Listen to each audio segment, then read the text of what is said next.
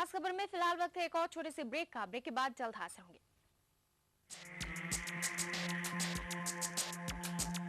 Break के बाद खास खबर में आपका एक बार फिर से स्वागत है। खास खबर में आज हम बात करें आतंक की उस पाठशाला की जो थी मध्य प्रदेश में और जहां दी जाती थी सिमी के जो संगठन थे, उन संगठन के जो लोग थे वो नए लोगों को वहां पर ट्रेनिंग देते थे।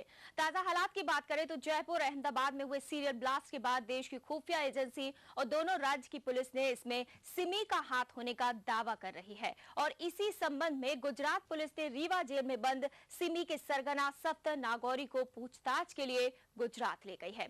वहीं राजस्थान पुलिस को इस बात का सबूत मिला है कि जयपुर बम धमाकों की योजना अरौदा गांव में बने शहजाद के फार्म हाउस में ही बनाई गई। लेकिन सिमी के आतंकियों का इरादा सिर्फ विस्फोट करने का ही नहीं था, उनका इरादा कुछ और ही था, लेकिन उसमें वो सफल नहीं हो पाए। क्या था आतंकियों का इरादा, देखिए नितिन साहनी की इस रिपोर्ट में। गांव के बाहर जंगलों के बीच में बने हुए इसी फार्म हाउस पर सिमी के आतंकियों ने देश के नगरों पर हमले की योजना बनाई थी। इसके अलावा यहां पर सिमी के लिए प्रशिक्षण केंद्र भी लगाए गए थे।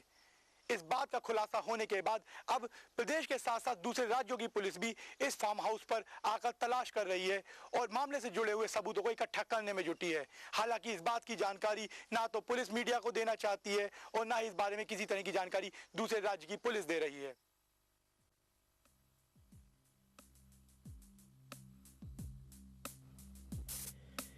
मध्य प्रदेश और दूसरे राज्य की पुलिस ने भी अपनी जांच में ये कहा है कि देश के विभिन्न शहरों पर आतंकी हमलों की योजना इसी फार्म हाउस पर बनाई गई। लेकिन सिमी की योजना सिर्फ धमाका करने की नहीं थी। सिमी के कार्यकर्ताओं की योजना धमाकों को अंजाम देकर देश से बाहर भागने की भी थी।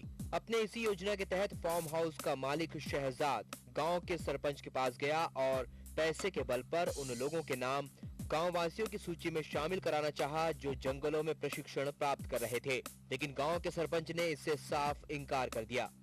ऐसी संभावना है कि सिमी के आतंकी अपने मंसूबे में कामयाब होने के बाद विदेश भागने की योजना बना रहे थे और शायद इसी वजह से शहजाद अपने साथियों के नाम को गांव के नागरिकों में शामिल कराना चाहता था और इसका उपयोग पासपोर्ट बनाने में किया जा सकता था।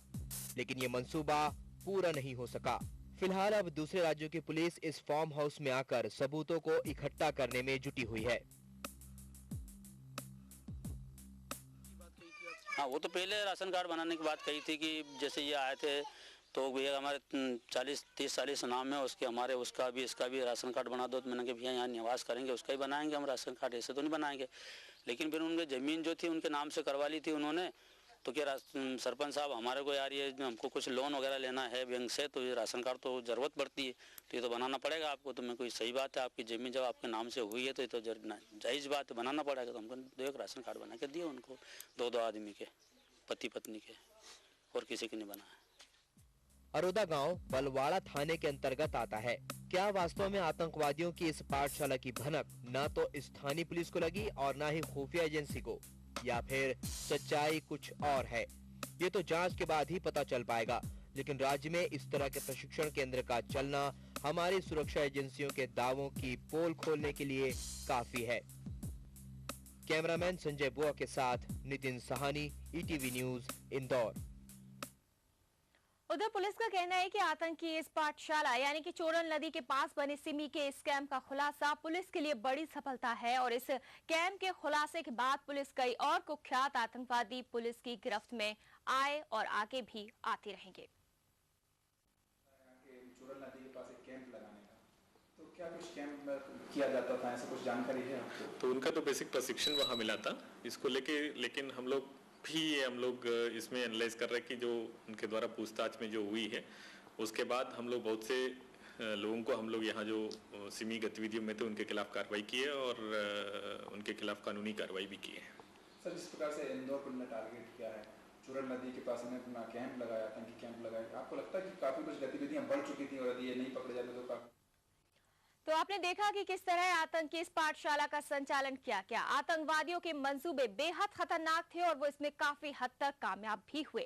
लेकिन जैसे ही स्कैम का खुलासा हुआ उनके मंसूबों पर पानी फिर गया, जिसमें अगर वो कामयाब होते तो शायद कभी पकड़ में न आते और देश के बाहर जाने के बाद एक बार फिर वापस लौटते अमन को तबाह करने, जिसकी तालीम बाकायदा वो ले चुके थे। तो खास खबर में आज बस इतना ही। नमस्कार।